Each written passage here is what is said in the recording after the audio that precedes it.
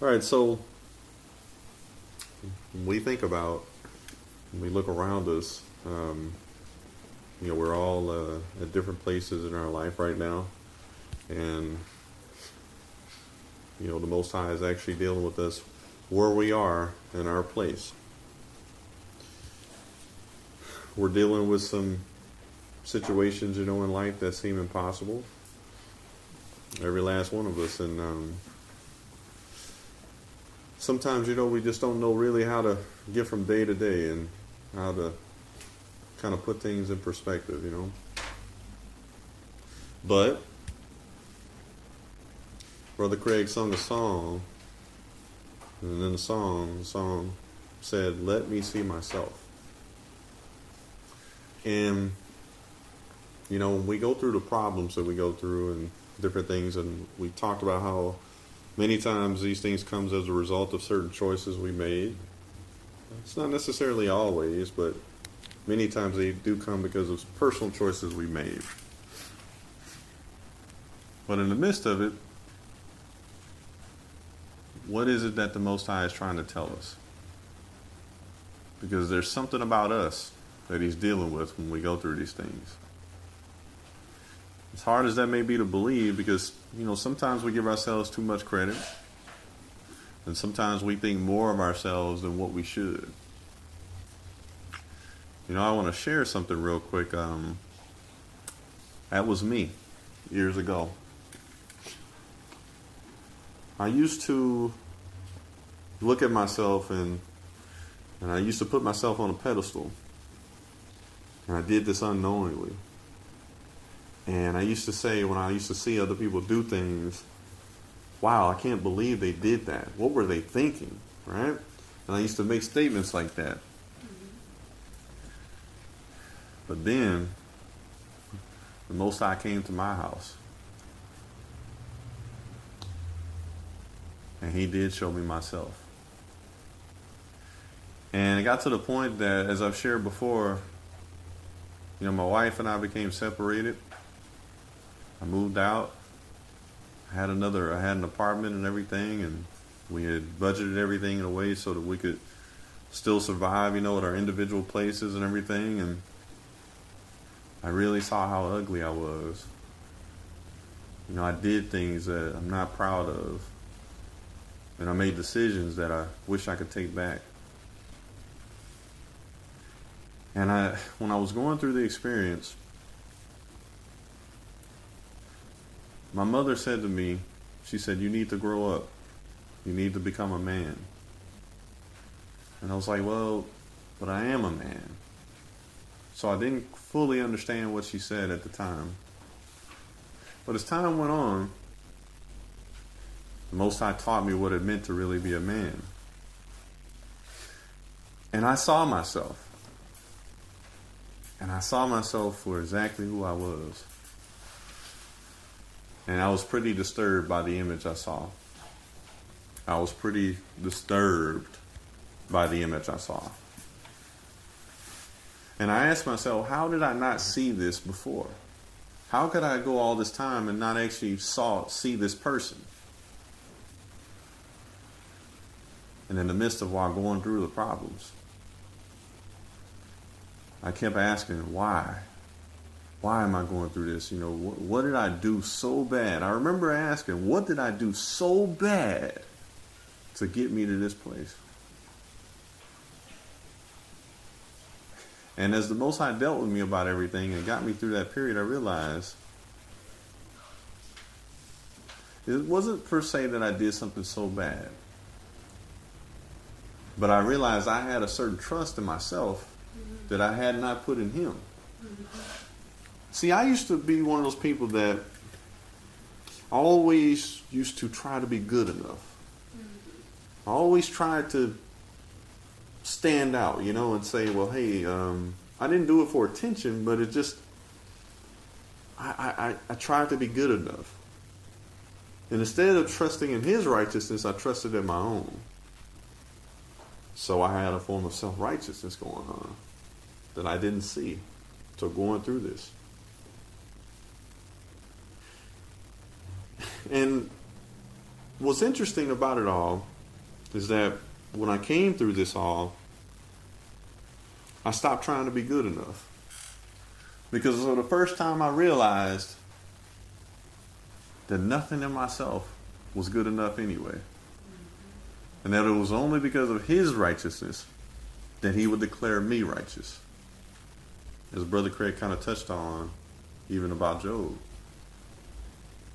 And when I realized that, there was a certain deliverance that came as a result of it. Because now, I don't have to try to be good enough anymore. I can just do the best to operate in righteousness as he's commanded us to do.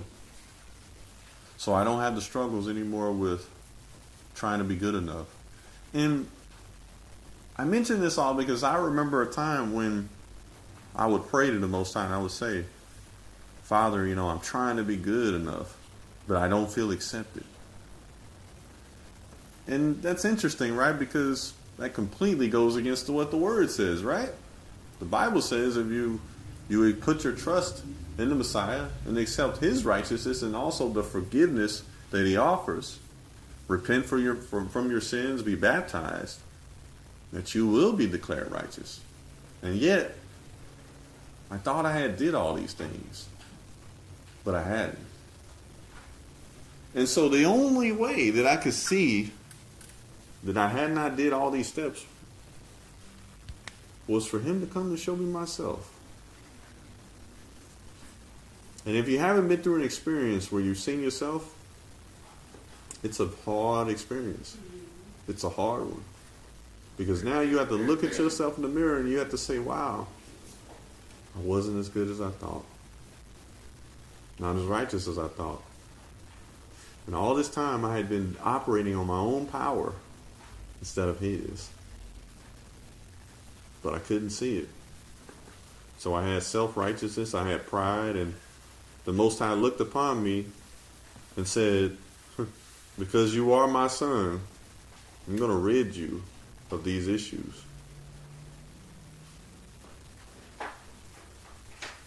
And that's what we're all going through today. Not only today, we'll be going through this tomorrow. Next week, we'll be going through this forever until we reach perfection. For as long as we're walking this earth. We talk about the Psalms, and we have the Psalms during praise and worship.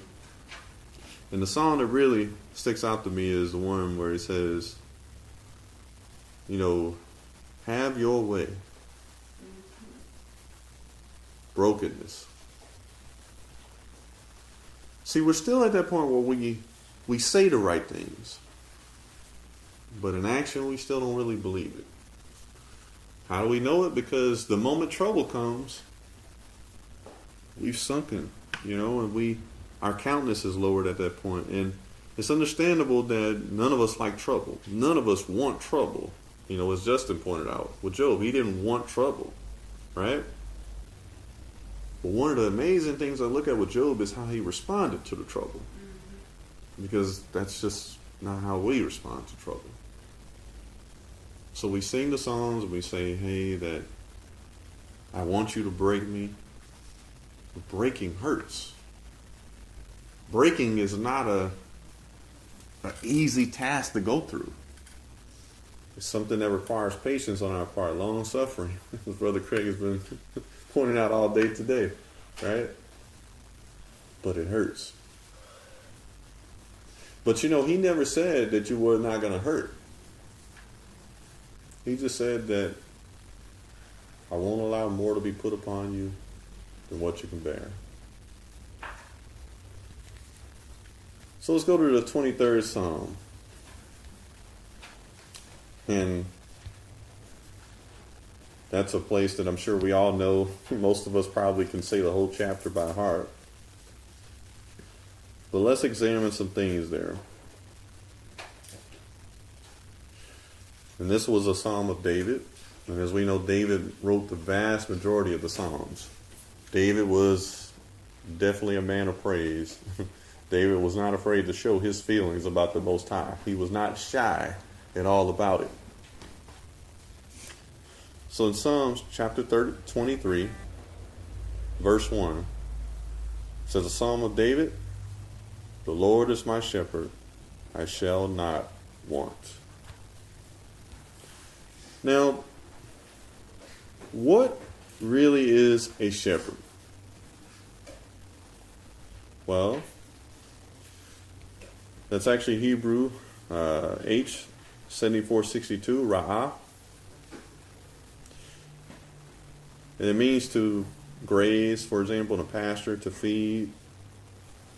But when speaking of a shepherd, it's talking about a ruler or a teacher, a herdsman. And what is it that actually a shepherd does? They steer. They actually steer you in a direction. Like the Hebrew word, I think it's derek, as we say it in English.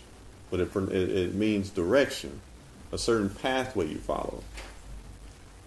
So a shepherd, that's what they do. They actually steer us in a direction. It even says there, when you look up that word there in the Hebrew, it even says, it speaks of the shepherd as a friend. And we know a true friend doesn't just look out for their own good, they look out for your good as well in the process, right? So David made it plain in verse 1 who his shepherd was. But in making plain who his shepherd is, he's also saying that he accepts the direction that the shepherd is actually taking him. See, and everything we're going through right now, because we say we love him, we're being shepherded. He's allowing us and taking us through a certain direction. A promised land, if you will. But the thing is, this pathway he's taking us through has some bumps, some bruises. The pathway is sometimes rocky, right? It's not a smooth one. But if we say we trust him and we say that he's our shepherd, we're accepting this pathway he's taken us. No matter how hurtful things may be that we're going through or whatever, we're still accepting of him being that shepherd, that ruler in our life, right? Because, like it was pointed out earlier, surrender, right? If you surrender something, that means that you give total control of something away to someone else, to another. That's the place where he wants us at today. Because as you know, it's been pointed out in previous lessons, look where we are today individually. Have we ourselves did a good job shepherding our own way? No. And we know we haven't did a good job. So he's saying you need to surrender. You need to accept my shepherding. You need to accept the direction I'm taking you. Verse 2 of Psalm chapter 23, he says, he maketh me to lie down in green pastures. He leadeth me beside the still waters. So David is saying that the Most High takes him to places that are green, fertile, that would be profitable, if you will, for him to go to. This reminds me actually of something out of Sister Merlene's book when she talks about Hebrew idioms, right? Because David's not literally talking about a green pasture. He's talking about a place of rest, a place of fortitude. He says also he leads me beside the still waters, places of peace. Verse 3, he restoreth my soul. He leadeth me in the paths of righteousness for his name's sake. So, you know, when we ask that question, when we say, why did you allow this to happen? Why is my life being torn apart with this that I'm dealing with? Why can't I get a better job? Why can't I have more money? But he says to us again, but you said that I was your shepherd.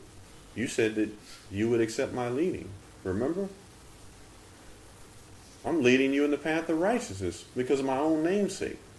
As the Bible said that he couldn't swear by any other name except his own. So when we ask those questions, why this or why that? It's because he's leading us in the path of righteousness for his name's sake. And also, of course, because he sees what's best for us down the road that we can't see yet. Verse 4, yea, though I walk through the valley of the shadow of death, I will fear no evil, for thou art with me. Thy rod and thy staff, they comfort me. Do we believe that yet, though? Do we believe that actually, even though we're walking through our own many shadows of death, do we believe that he's still with us? Do we believe that his staff and his rod is going to comfort us? Or are we on the fence kind of struggling with that?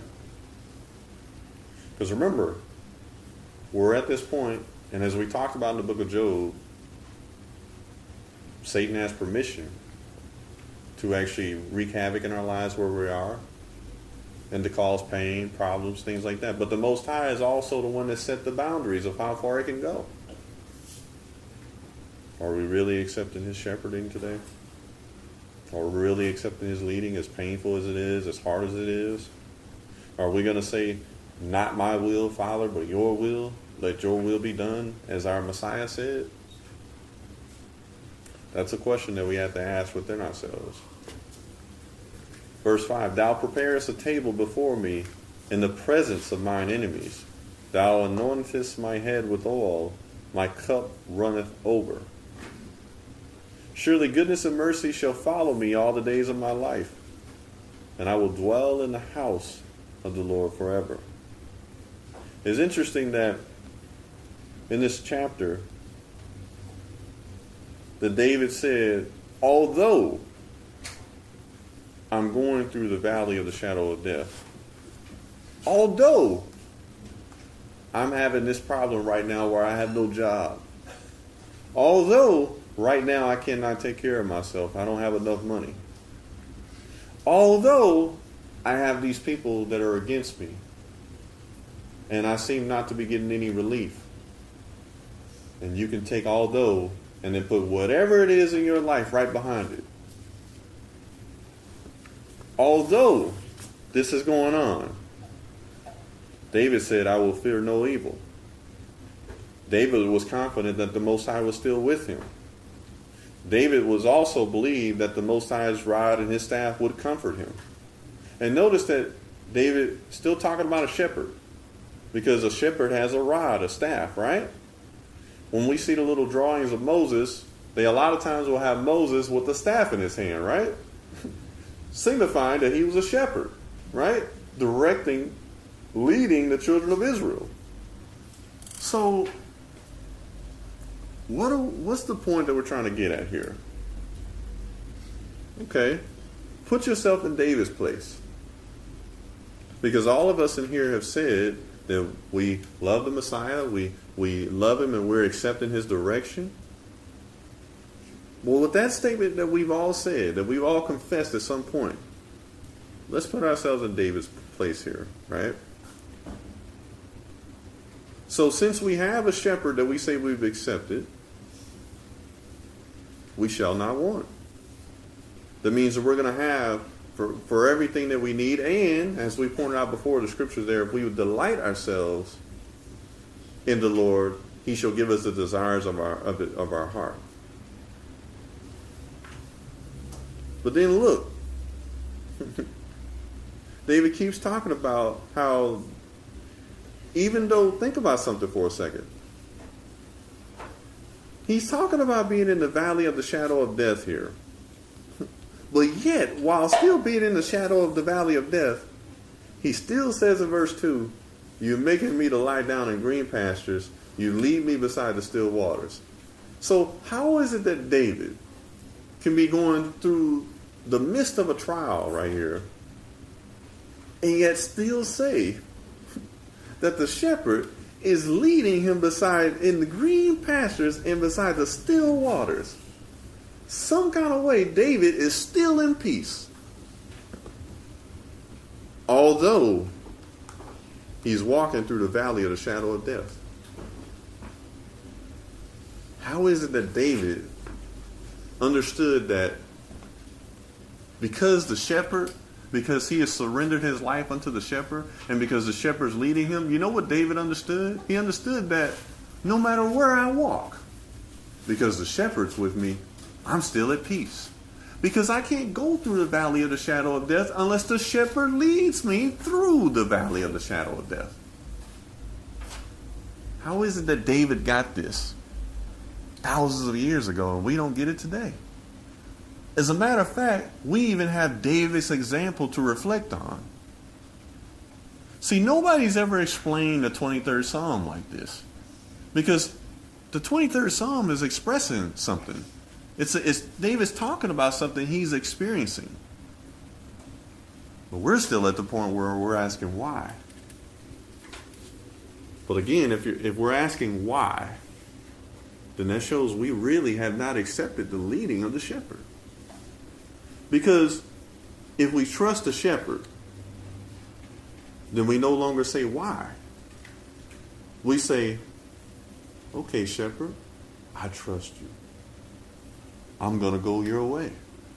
And I'm not going to question why, because I know you know what's best for me, shepherd. And I know, shepherd, that although this hurts me while I go through this and I walk down this path, I know, shepherd, and because you love me and you care for me, that there's something that you want me to see as I go through this valley, this shadow of death. Because, shepherd, you are with me, and me seeing you is going to comfort me even. See, he said, thy rod and thy staff, they comfort me. That means David's actually looking at the shepherd's rod. But let's stop there for a second.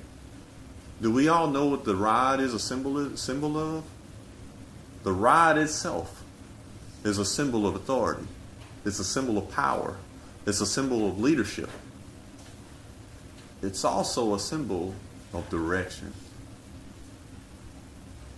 And even when we go back to the Hebrew language, one of the actual characters in there is a rod, a staff. So we say we accept his leading. But when trouble comes, then we question his leading. And that's the part we want to deal with today. Why are we questioning his leading? But yet we read the 23rd Psalm and see what David said, and we don't get it. David went so far as to say, although he's walking through the valley of the shadow of death, in verse 6, surely goodness and mercy shall follow me all the days of my life, and I will dwell in the house of the Most High forever. So you have David going through this valley, the shadow of death, and yet he's saying that surely goodness and mercy shall follow me? What? But he's going through the valley of the shadow of death, remember? But yet some kind of way, because he's accepted, this is the way, Father, that you want me to go. I'm going to accept your direction. I'm going to look to your rod and your staff, because as long as I see your rod and I see your staff, I know I'm exactly the right place I should be at. Oh, wait, let's say that again. See, we hear this saying a lot of times in the Christian church where they say you can take yourself out of the will of the Most High, right? I personally never believed that. Because if we actually love him, and we're actually called according to his purpose, and we're following his leadership, then wherever we are, even like David said, in the valley of the shadow of death, if I see his rod there and his staff, I should be comforted. Because why? Because it means he's there with us. It means we're not going alone. So how do we see his rod and his staff right there, but yet we're questioning, why did you bring me here? Why did you bring me here, Father? This is not where I want to be. I need you to fix this right now. I need you to get me out of here. And he says, but I'm with you. But I'm right here with you, though. How do we know he's with us? Because Y'all know that thing that happens when we're going in the midst of a trial or a problem? When we start to see ourselves, like Brother Craig mentioned. When the moment we start seeing ourselves, that's when we know he's there. Because it's him that had to bring us there for us to see ourselves. Because we wouldn't have saw ourselves no other way besides him allowing us to be at this place. So then, we're suffering then because he wants to purge us of something. He wants to get rid of something that we've been holding on to for a while. But yet he's right there. And we're beginning to see ourselves. We're even seeing the error of our ways. And we wouldn't have saw that unless he had taken us through that valley there. So the question we have to ask is, not the question of why we're in the valley right now, but the question, but what we have to realize is, I'm in the valley for my own good because he's allowing me to see myself. And because I'm in the valley, he's going to help me see myself to become a better person. So I don't make the same choices anymore. So I don't make the same mistakes over again. So that I can have a fresh start, if it will. So that the next time a certain situation comes to me, I know how to respond this time. Because again, David's given us a whole story, but it's in a microcosm. And it's so interesting because when we read the Bible, you know, this is how you can be in a room and you can read a verse and everybody can have a different thing they take from the verse, right? Because there's something there that the Most High is actually doing for us. So let's move on in the book of Psalms here to chapter 91.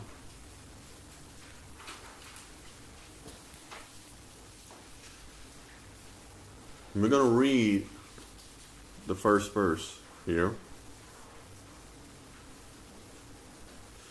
He that dwelleth in the secret place of the Most High shall abide under the shadow of the Almighty. Or I'll read it as it says it in the BBE. Happy is he whose resting place is in the secret of the Lord and under the shade of the wings of the Most High. That secret place. You know, the very fact that while going through the valley, we can actually see him dealing with us. We're not far from that secret place right then and there. Because you know that in everything that we go through in life, he wants us to see him. He wants us to see him and he wants us to look to him. He wants us to not accept him as our shepherd in word only, but in deed also. Verse 2, I will say of the Most High, he is my refuge and my fortress. My God, in him will I trust. You know, didn't David say back in the 23rd Psalm that the rod and the staff would comfort him? The very fact that he saw the rod and the staff would comfort him. See, why are we talking about this, right? Because in each one of our situations, we see the rod. We see the staff. Oh, yes, we do. We do. Because the reason why we know we see the rod and the staff is because of the fact that we see ourselves now. We're beginning to see how vile we were and how wicked we were and how we made such bad choices, right? That's how we know we see the staff, though. Because that's how we know it's him that led us there. That's how we know that it's not an accident that we're at the place that we're at now. This is how we know we shouldn't question anymore why we're at this place. Because we see the rod, we see the staff, we see what it is he's doing to us to improve us. Didn't we say we wanted to be conformed to the image of his Son? We said that, but now if the heat is turned on, we don't want that now. No, we want to kind of shrink back now and say no, you know, or we want to say, well, how come it couldn't be done this way? Maybe I could have got it better this way. No, no, no, no. You're getting it exactly the way he said you need to get it. Because I'll tell you, when, my wife and I went through what we went through, I asked myself, why did I have to waste all this money getting another place to see all this? Right? I asked that question. And another amazing thing was, it was so amazing that, I had made a budget for Tara to follow and myself to follow before moving out. And I had the budget set up where each of us had money left over, right? Even though we were separated. And it didn't hit me right then and there. Ding dong. You got money left over on both sides. What I would have thought would have happened is, how come I didn't notice this when we were in the same household? When we were struggling at times, but yet we had this money left over the whole time. I couldn't see it until the Most High had me get out. And of course, that's a small thing. But I'm just using it as an example. When we ask that question and say, well, Father, we try to give the Most High advice and say, well, hey, why couldn't you do it this way? I would have learned from my ways this way, right? But he's like, no, you wouldn't. You wouldn't. And then when you go back and examine and you look back, little things did happen where he was trying to show you in little ways so you wouldn't have to go through the heartache you're going through now. He was trying to show you. But what did he say about our ancestors, the Israelites? Stiff-necked. And I'm going to say this because our brothers in the Hebrew roots movement always like to just have Hebrews included in that, but it's everybody. Whether you're a Gentile or a Hebrew, we're all stiff-necked. We are. And that's the reason why he tried to show us these little things before taking us through the valley of the shadow of death, but we wouldn't see it. So he's like, he says, I know you wouldn't see it that way. So I'm going to take you in a way where I know you're going to see it. Because the thing about it, he's just, right? He's just. So the thing is, we can never come back to him and say, why didn't you do this or that? Because he'll always say, but I did. He'll always say, but I thought about that already before you. Because I'm smarter than you. And even as it says in the book of Job, who can advise him? Who can counsel him? That's why the Bible says that when it's all said and done, all of our mouths are utterly stopped before him, where we can't say a thing. So he tried to take us the easy way, but we wouldn't see it. So he said, okay, I already knew you wouldn't see it that way, but I got a way to, for sure you'll learn. And so, as I was speaking before about when I went through what I went through, I learned the hard way. And as I told my son earlier today, unfortunately, we all have things we have to learn the hard way. We just won't get it the easy way. So why are we going through this all today? Why are we talking about this today? Because the Most High is making a point to us that we need to stop asking why. Because that's not the right question. Why isn't the question? Because when we look at what we're going through, we actually do know why. Because we wouldn't learn it any other way. But it's also a message of encouragement. Because he's also saying, I know you can see my rod and my staff. So I know you can still see me there with you. So if you can see me there with you, because I'm allowing you to see you, then you know that I have you in this place for your own good. So we need to stop asking why. And we need to start accepting, yes, Father, I am in this valley. I'm in the valley of the shadow of death, and I can't turn to the left. I can't turn to the right. He says, good, because I don't want you to turn to the left or right anyway. I can't look over this way. I can't look over that way. Good, because I just want you to look at my rod and my staff. Father, I can't do anything. It's like I'm just stopped in my tracks. Good, that's where I want you at. No matter what I say or no matter what I do, nothing's helping me. Good, because now you can stop trying and you can look to me.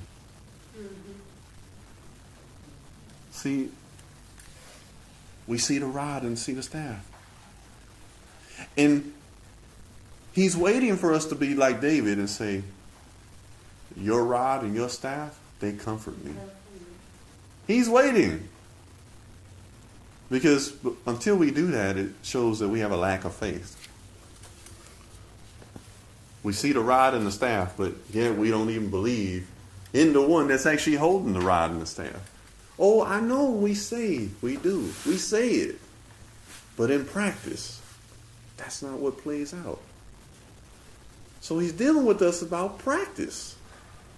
And this is our practice, as hard as it is. Because he's saying, I know you're in the valley. I know you're there because I'm there. Where could you be? For I am convinced that neither height nor depth, life or even death, can separate us from the love of the Most High, which is in His Son, the Messiah. Wow. So you mean to tell me that while I'm walking through the valley of the shadow of death, He's right there? Well, yeah, because He said nothing can separate you from His love. You mean to tell me that while I'm in despair, the way that Job was in chapter 2, you're there? Yeah, I'm right there too because I led you here. Yeah, I'm there too. So you're telling me, Father, that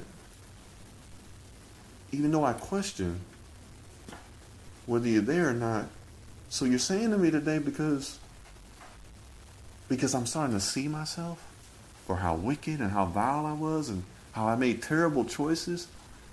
So you're telling me, Father, that it's you that's allowing me to see this now? Yeah, that's what I'm doing. Yeah. Mm-hmm. So you're telling me, Father, that no matter what I do, I can't seem to change the situation and I can't seem to do anything? Yeah, I'm telling you that too because you need to stop trying to change it. You need to stop and just trust me to change it. See, He's right there. And He's looking at us. Imagine this in your head for a moment. Think of Moses. Think of Moses looking at you. And think of Moses holding his staff while looking at you. Because Moses is looking at you, waiting for you. You say, no, Father, I'm waiting on you to change my situation. But He says, no, I'm waiting on you, son. I'm waiting on you, daughter. It's you that needs to make a choice. It's you that needs to make a decision. I've already made mine. But yet we're waiting on Him. But yet, He's standing there as Moses. The Messiah is standing there as Moses. Remember Moses told our ancestors that there was going to be another one raised up to you like unto myself, a prophet? That's the Messiah.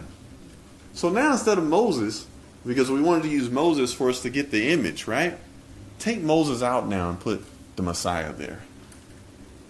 Messiah standing right there saying, I'm waiting. I'm waiting on you. No, I'm waiting on you. No. I'm waiting on you. When you're going to decide that you're going to trust in my leading? When you're going to decide that you're going to remain in faith while going through this valley? When are you going to trust me? Because I'm right here with you. You saw my servant David say a psalm, and in the psalm, he mentioned seeing me. When are you going to see me? See, we like to ask the questions. And I know in the a lot of times some of our Christian brothers and sisters say, well, you don't question God, right? But I've realized through personal reference, that He doesn't mind us actually asking questions. But you better be prepared for the question back. You better be prepared for when He starts asking you questions. Like He did Job. Because remember when He started asking Job, where were you? when I created the winds and when I told them what directions to go? Where were you when I set the bounds of how far the waters can flow? Where were you? Can anyone counsel me, Joe? Is what he said. So yet, we're in the midst. We see the Messiah. We see his rod and his staff. And David said, your rod and your staff comfort me. But what say you?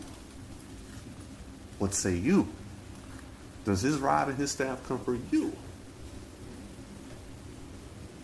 Verse 2 in Psalm 91, he said, I will say of the Most High, he is my refuge and my fortress.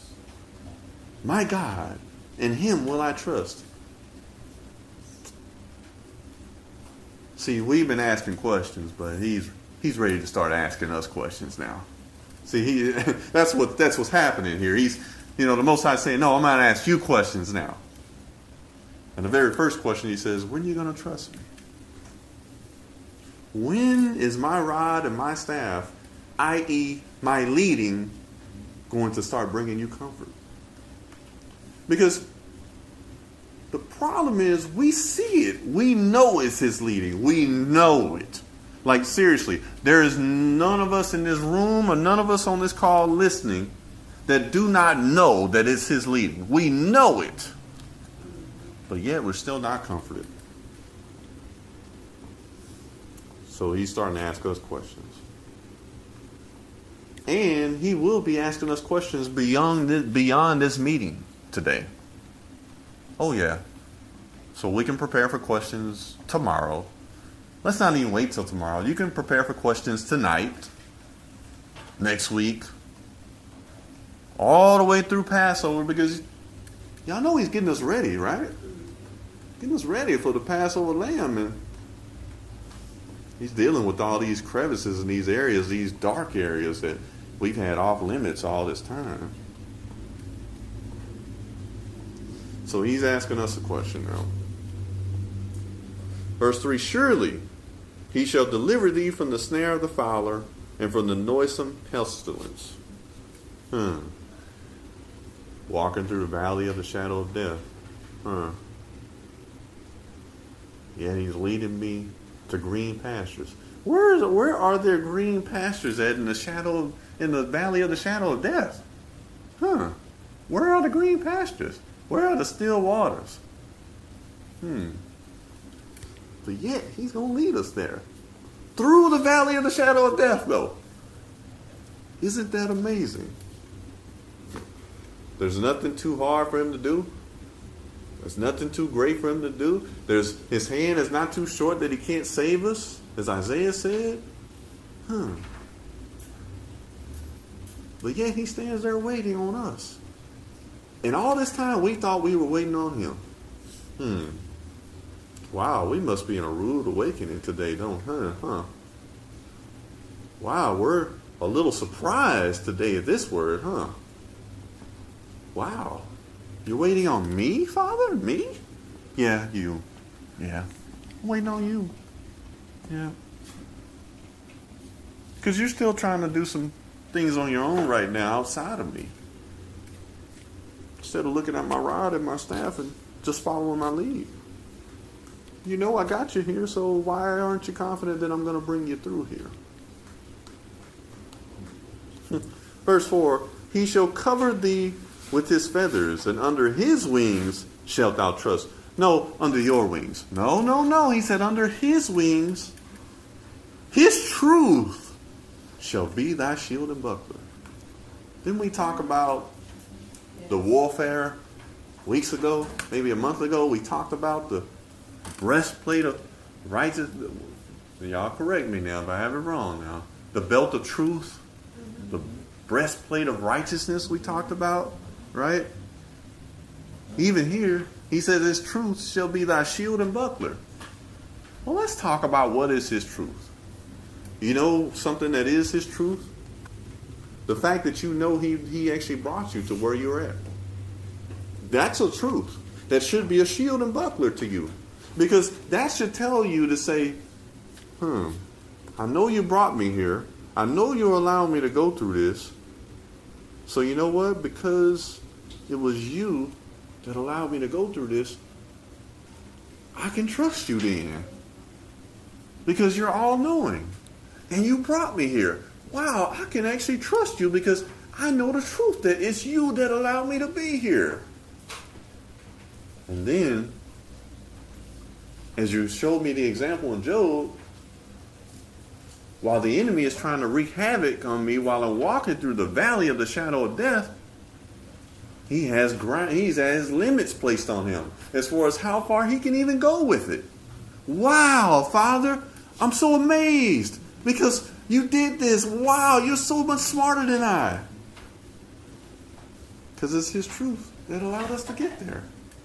That's our shield. That's our buckler. That's how we know that it's not an accident. That's how we know. And yes, sure, we can look back at our own decisions and say, well, I shouldn't have made this decision and everything. But that's the part of him showing us ourselves. Again, still going back to him showing us that it's him that's actually got us there.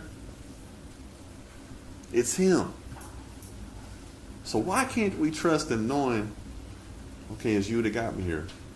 You know, my son said something to me before. We were talking about IRS and stuff like that, and how y'all know how the IRS can come take everything you have, right? If you don't pay your taxes, right? And he said to me, he said, well, Dad, what if the IRS came and took the house and took the cars and everything? He said, wouldn't you be depressed? I said, no, I wouldn't be depressed. He said, why? I said, because the Most High can give me another house. He can give me another car. He said, yeah, but I believe he made a reference to, what if your credit and everything is ruined and stuff like that? He may not have made that reference, but it was some kind of way came to mind. I said, yeah, but without credit, he can still give me a house. He can still give me another car. There's nothing he can't do. So if the IRS came and took everything, he allowed it. He allowed it to happen. So I can trust in him because when I go back to the word, he says, nothing too hard will come upon me, not what I can handle. I mean, that's a promise that he gave. And then while I'm going through the valley of the shadow of death, because don't get me wrong, it doesn't mean I'm not going to be upset about it. I told my son what I'd more be is angry about it because, you work for things and then they just come and take it. You know what I mean? Just because or whatever, right? And we know, not going off on a tangent, but we know the tax code and everything is suspect anyway. But that's a different story for another time. The point being is that someone comes and takes everything you worked for and everything, that's going to make you angry before you even get to depression. But again, just like everything we're going through now in our lives individually, he allowed it. The IRS can't come take the house unless he allows it. We know that the God of this world, Satan, works through government and different agencies, right? If he allows it, and he allows it, because there's something in it for me. Brother, I don't know what you're talking about. I don't see nothing in this situation for me. All I'm going through is despair right now. But yeah, there's something in there for you. You and some others. Because the Most High always does things for the good of those who love him and are called according to his purpose. So, when we're looking at the staff, David said, I'm going to trust in your rod and your staff.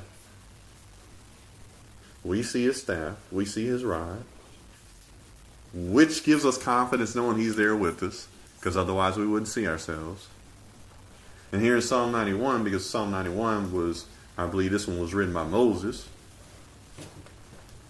Moses is talking about how the Most High is his refuge. In him will I trust. He's going to deliver me from the snare of the fowler and from the noisome pestilence. He's going to cover me with his feathers, and under his wings shall I trust. His truth shall be my shield and my buckler. Verse 5. Thou shalt not be afraid for the terror by night, nor for the arrow that flieth by day, nor for the pestilence, verse 6, that walketh in darkness, nor for the destruction that wasteth at noonday. Verse 7, 1,000 shall fall at thy side, and 10,000 at thy right hand, but it shall not come nigh thee. See, imagine for a moment, we're walking through the valley of the shadow of death, right? We're walking through the valley. We're on this road, this pathway, right? Let's imagine all in our minds for a moment, right? And we see people on this side of us, on the left side, and we see people on the right side, right? Imagine for a moment. And we see people fainting, right? We see, men's heart fainting in them, as it talks about in Isaiah, right? Because of the destruction coming on the earth and stuff, right? And, in Armageddon and all these things, right? And Babylon and all these issues happening. And we see people fainting, right? People professing to love the Most High, right? But yet they're on the sides of this pathway, right? And you see them falling out, right? You see them fainting. You see people even dying, right? People that professed with word, but lives that were not actually living up to it, right? So imagine you see all these people falling at your side, but yet you see the Messiah in front of you with a rod and a staff. And do you notice? He's not even paying attention to those people falling on the left and the right. But he's also saying you shouldn't be either. Right? That's why he said 1,000 shall fall at my side, 10,000 at thy right hand, but it shall not come nigh thee.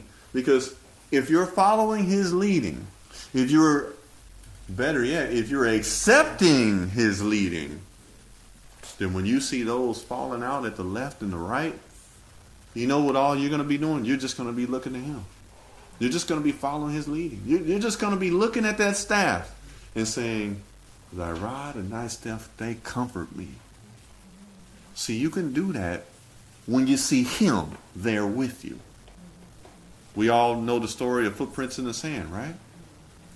What was the one when he said, in the greatest times of trouble in my life, he said, why did you leave me? And he says in the story, that's the time when I carried you. I knew you couldn't walk anymore. So that's the moment I decided to carry you. So here we have a leader that's so graceful, that's so intelligent, that's so wise, that's so understanding. For he knoweth our frame, as we mentioned before, the scripture about that. For he knoweth that we are but dust. You see, the Most High knows where you're at. He knows how difficult it is. But what he's saying is, will you follow me though? Will you accept my leading? Will you accept that I'm right here with you? Will you accept that I'm going to actually lead you through this? As hard as it may be, will you accept my leading though? Well, Father, I still wanted you to show me a different way, but I did. And you didn't listen. So now I have to show you this way. Because this time I know you're going to listen. Follow me. See, that's the word he's saying. Follow me. Because we've been too busy trying to follow ourselves. We've still been busy trying to be little G's in our life. Right? We're still trying to do too much on our own. He's like, no, follow me. Take my yoke upon you. For my yoke is easy. I'll give you rest. Rest for your souls. See, we can't get to that place yet until we finally surrender. Until we finally surrender our will over to him and say, Father, you know what? I can't do it. And then he's like, good. I'm glad you can't do it. I'm glad you realize you can't do it. Now you're going to let me do it, right? Are you? But you know what we do, right? We say, Father, I'm tired. I'm going to let you do it. He says, okay, you sure, right? It's like double dutch here. I mean, I'm ready to jump in, but are you sure, right? Like we talked about the song with Kirk Franklin, pull over, let him drive. Father, you drive. So then the father starts driving. He said, okay, and he's looking at us the whole time because he knows when we're about to take over the wheel again, right? He knows when we're about to take it over. And then we're like, no, Father, you meant to go this way. He's like, oh, okay, here, my hand's off the wheel. You take it. Go ahead. So now we're driving again. I'm like, Father, why can't you just take me on this street here? He's like, because that street is not in my GPS. That's in yours, but it's not in mine. So he says, but I'll let you drive. Take as long as you like. Drive as long as you like. But while you're driving, you're still going to see me here. You're going to see my staff and my rod right here. And I'm so merciful that I'll wait for you. Because you're mine, so I'll wait for you. Because I know how long it's going to take you. I know how long you're going to want to drive. So I'm going to wait for you. So while we're going through this valley, we see all these things perishing on the side of us, these people, situations, right? But yet, he's right there in front of us, and the very fact that he's in front of us shows that we have hope to get through the valley. And it shows we're not alone. See, I hate to be redundant, but we have to realize something about the 23rd Psalm. David is expressing a story. He's expressing, yes, a situation, life. He told us in the 23rd Psalm, although I'm in the valley of the shadow of death, we are in the valley of the shadow of death today. Let's just put it out there. We have situations that are in the valley of the shadow of death. The valley of decision, if you will. But the decision is ours. Because he's waiting on us to make a decision. But he's right there in the valley with us. We got to stop asking why. And we now got to say, Father, I trust you. Father, I love you. I was created to be broken by you. I was created to be molded by you. I was created for your purpose. I was created to be holy. Don't y'all see? These songs and praise and worship are not by accident. And I praise the Father. I thank him for using our brother to lead us in this and to minister to us in a way that is happening without him saying a word. That's a blessing. So that even now our praise and worship has taken on a ministry of itself even to minister to our hearts, to guide us into the message that he wants to bring forth. You know, as I've said many times, I did not have a message prepared today. I didn't. All this came today. I didn't know what to say. That's why I keep telling you, I know I'm not that good. I'm just not. But he is. And see, you don't see the moments when I'm over here. You don't see me sweating sometimes when I'm like, Father, I don't know what to say. And he's like, but I'm right here. My staff is right here. Just trust. You don't see those moments when I'm sweating and like, God, I don't want them to just bust out of here and say, what is he talking about today? He's like, but I'm here. I just need you to go here and I'll take care of the rest. How is it that we can see moves of the Spirit happen at our gatherings, right? See, it doesn't matter how small we are or how big we are. The thing is, we can see him moving. How is it we can see those things and then can't go outside these walls and still have that faith to say, wow, did you see how he moved with us today? Wow, how come we can't have the same faith when we're in the midst of our valley? Because we see him there too. And still, we have a lack of faith. But again, Psalm 91 verse 8 Only with thine eyes shalt thou behold and see the reward of the wicked. Verse 9, because thou hast made the Most High, which is my refuge, even the Most High, thy habitation. Because of this, there shall no evil befall thee, neither shall any plague come nigh dwelling place. But brother, what I am going through is evil. But yet he's right there in the midst. Isn't there a scripture that says, behold, I, the Most High, create good and evil? Oh, we don't like to talk about that, do we? He says he created it. But I was created for his purpose. I was created for his holiness. I was created for his sanctification. I was created for his purpose. Have your way. So, even evil was created for the purposes of the Most High.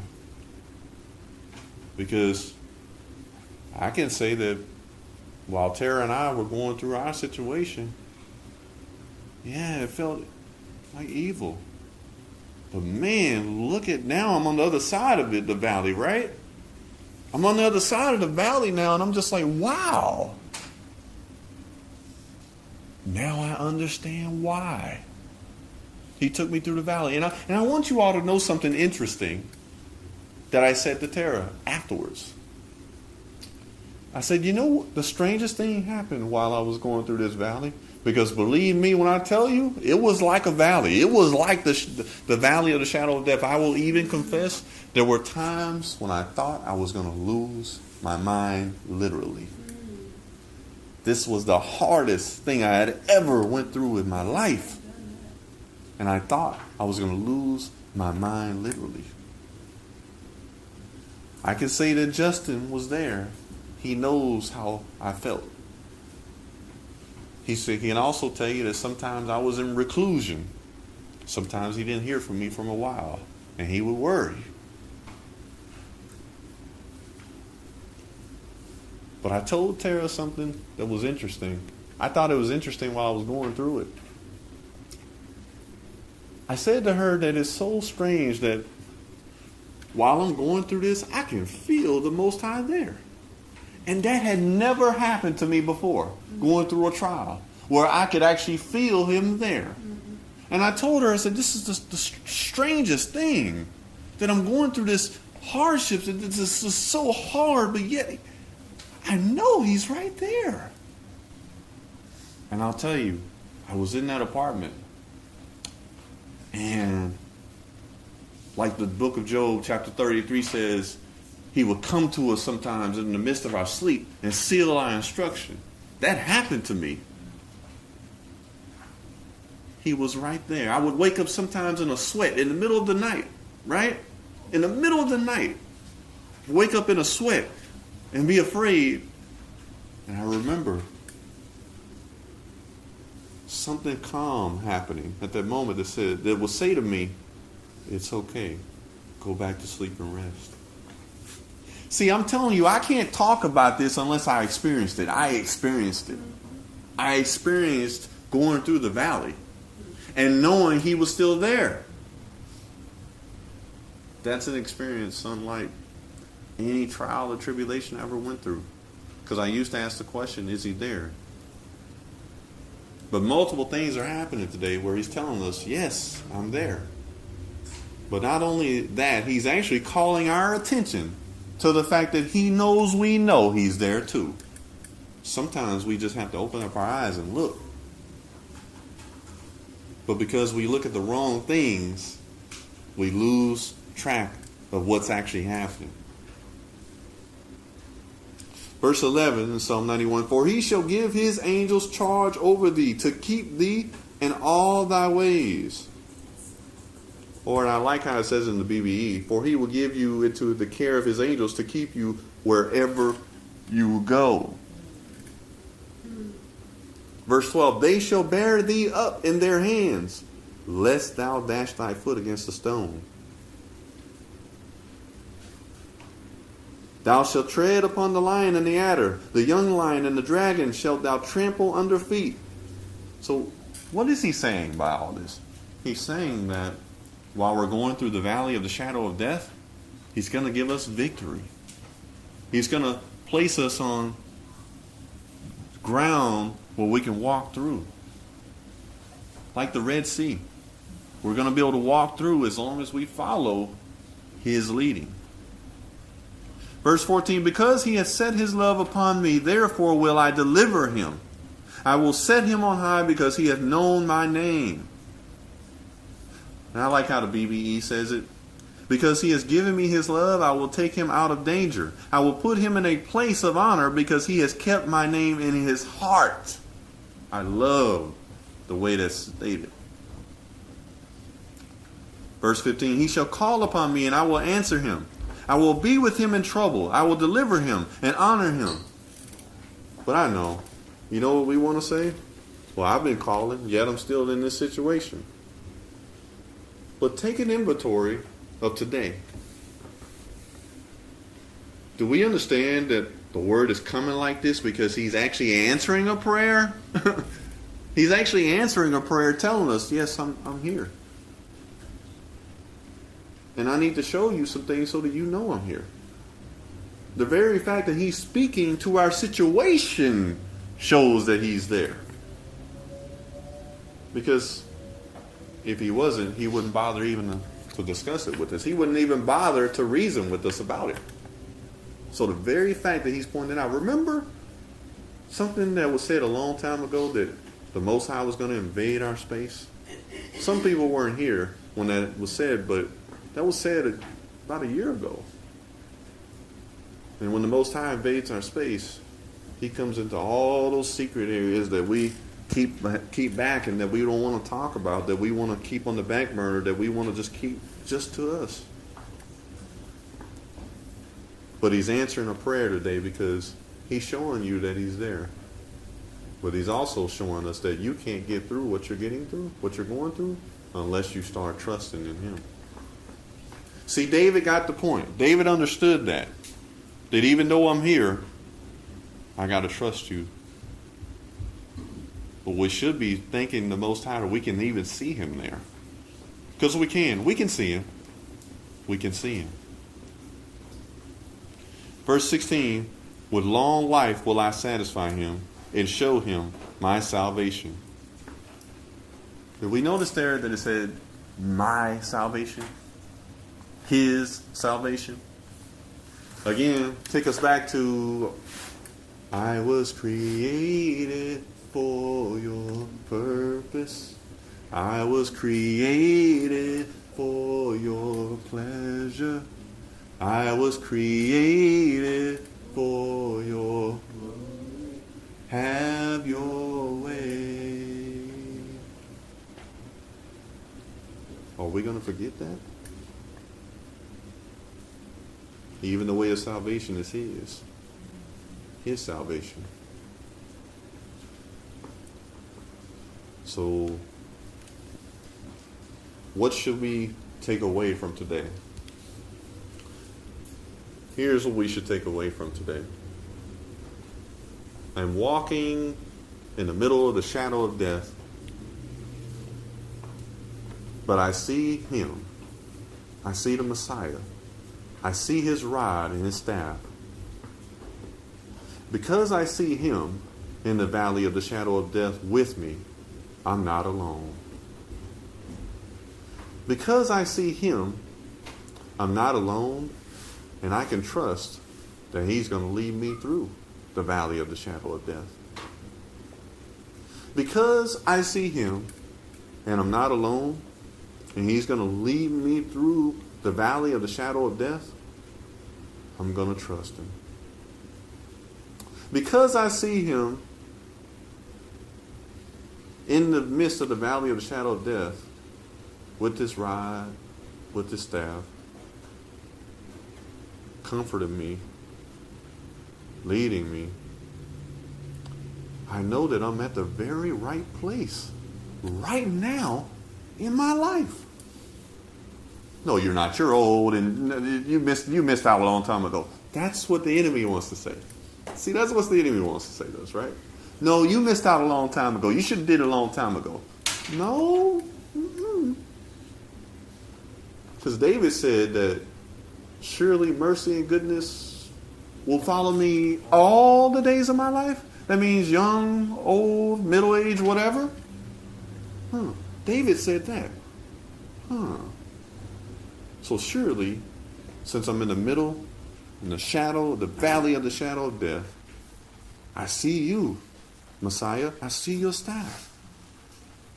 Because I see you there, that means you're with me. I can also rest on the fact that because you're there, I can actually be comforted because I'm at the place I'm supposed to be. Because you're conforming me to your image. You're showing me your salvation. I can trust you. And that's the point he's saying to us today. You can trust me because I'm right there with you. If you didn't see me there, he says, then it will be understandable. But every last one of us can see him in our situations. We can. There's no denying that. We can see him. And that's all the comfort we need right there. If I could just see you, Lord, if I could just see you, then I can make it. Because I couldn't get here unless you brought me here. See, that's why I started off talking about my own personal testimony. Going through what I went through. That was the first time in my life I saw him in the midst of my situation. And I'm going to tell you something. As hard as it was going through that was a comfort to me. That was truly a comfort to me that I will never be able to explain in words. Because the Bible says that there's a peace that he'll give us that surpasses all understanding. I'm going to tell you, truly, that surpassed all understanding I had. I was like, how could he be here, right here? Because I got to tell y'all, like I started off saying, I made some bad decisions. I made bad choices. We both did. That we regret. But even in the midst of my bad decisions and my bad choices, wow, he was still there. Still. Long-suffering, Brother Craig, like you said? Long-suffering? Wow, look how long-suffering he is to us. Right. Wow. Because I was in my situation because of personal decisions I made. And Tara was there in her situation because of personal decisions she made. Yet he was in the midst. And I'm not just telling you something on my side. She can tell you on her side. It's amazing how when we reconciled that we had all these testimonies to give to one another about what he had did with us while we were away from each other. It was amazing, I'm telling you. Because I saw him. And I was like, wow, I can never explain that. Because it was a peace that surpassed all understanding. I'm not saying it didn't hurt. I'm not saying that it doesn't hurt going through the valley. But we have to be like David. And we got to rest on the fact that he's there. We got to rest on the fact that he's there with us. We got to rest on the fact that we couldn't get there unless he took us there. We got to rest on the fact that the enemy has bounds and limitations on what he can do. We got to rest on the fact that we see him.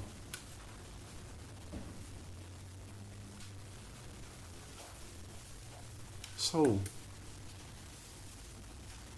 the question we leave with today is, will you trust in me? Since you see my rod and my staff, and you see me in your situation, I'm showing you yourself because I want to improve you, saith the Messiah. And this is the way I had to take you. Because I have to mold you to my image, not yours. Not your image, my image, saith the Messiah. You have to be conformed to his image. And that means turning our own will over to Him and surrendering, as Brother Craig pointed out in the praise and worship session. Will we surrender all today? Will we? Will we rest on what David said in the 23rd Psalm? Like I said, we've been asking questions long enough. We've asked Him, why am I here? Today He's answered your question to let you know why you're there. And now He's asking you a question in return. Will you now look to me to get you through this and stop trying to get yourself through it? Stop taking your will back over from me. Will you let me do it? Will you follow my lead despite those that you see falling on the left and the right? Y'all know what it is that we see falling on the left and the right? We see in the midst of our situation things not going the way we want it to go. That's what it is that's falling on the left and the right. See? It's all those things that are happening that you don't want to happen. And He says, will you look to me anyway, though? Because I'm still leading you through it. Because no matter what happens that you don't want to happen, you notice you can't do anything but still keep moving forward, right? That's all you can do. You can't stop. You got to still go forward. You notice that no matter what happens, if you have a job, you still got to go to work, don't you? No matter what happened. And I can speak on that personally because, again, when we went through what we went through, I still had to go to work. Now, eventually, I was able to get stress leave off of work. But even then, I still had to get up every day. And believe it or not, getting up every day is a task when you're going through hard trials in life, right? When you're going through that valley, just getting up out of the bed is hard. But I still had to do it. The alternative is what? Be sick and die. I mean, we don't like to say it like that, but that's the alternative. So, in the midst of the valley, I still had to get up every morning. Guess what else I had to do? I still had to make sure that Tara and the children were all right at the house. Sometimes I had to go over there and, one time the water main broke, y'all. I'm going to tell you, the water main broke outside and I had to go over there with a plumber and fix it. I'm at an apartment though, right? And I paid for it. I still had to do it.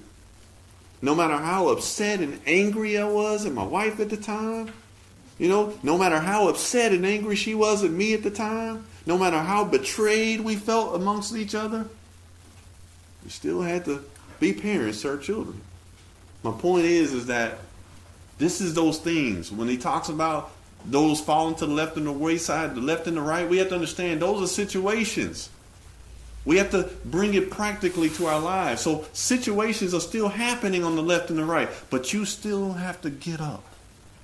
You still have to go to work. You still have to be an example for others. You still have to read your Bible. You still have to be encouraging to others. Isn't that something? And you can't do that unless you're following Him. So despite you seeing the situations occurring at the left and the right that you can't control anyway, notice you can't control those situations to begin with. He says, despite you seeing these situations to the left and to the right, all these things you don't want to happen, follow me. Follow me. We read in Job how he said, happy is the man that when he's going through chastisement of the Most High, it said, happy is that man. Why is that man happy?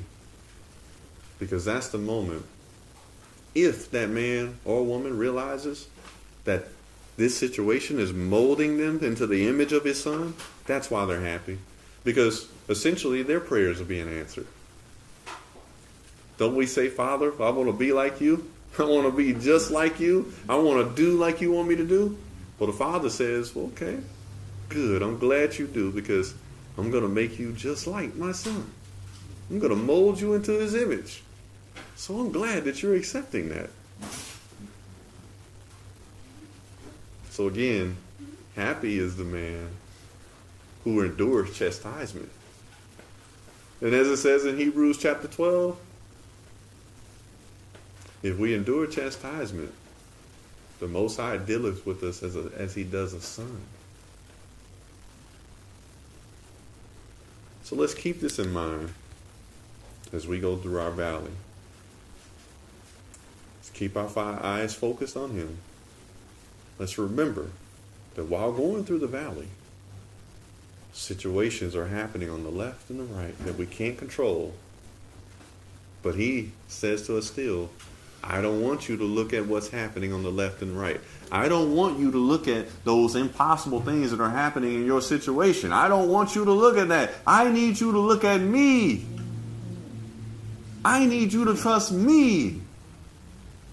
Trust me that I know what's happening to the left and the right. I know the situation that's happening. I know how you feel, but I brought you here to mold you to my image, saith the Messiah. I brought you here. Look at me. See me. Take me upon you now. And let me give you rest. Because that's the only way we're going to get through this. So, now that the Most High has been able to ask us some questions, give us clarity on some things, that's what we need to take away from this. More questions will be answered. But he answered key questions today. You know today he's with you. You know it. You know he's there with his rod and his staff. And again, I'm sorry to be redundant, but we're stiff-necked people. We need to hear it over and over again, right? We need to take it away. Look to him, the author and the finisher of your faith.